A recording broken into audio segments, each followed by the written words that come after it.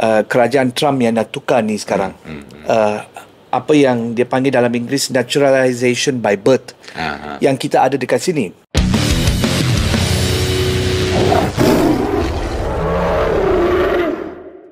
Perbezaan warga negara antara warga negara Malaysia dan warga negara luar. Kalau ikutkan law, macam mana proses dia?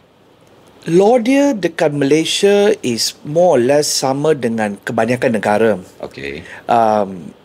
If perkahwinan tu sah antara dua warga negara, anak tu lahir, anak tu ada sijil lahir, semua dah didaftarkan, dan by virtue of the birth itself, dia dah jadi citizen dah. Itu yang sekarang menjadi isu dia dekat, if kita tengok sekarang kerajaan Trump yang nak tukar ni sekarang.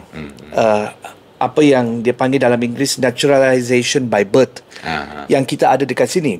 If seorang isteri dengan suami warga negara Malaysia, anak tu lahir secara automatik dia dah jadi warga negara. Yang susah bila lahir di luar Malaysia kan? Betul. Kalau bapa orang luar.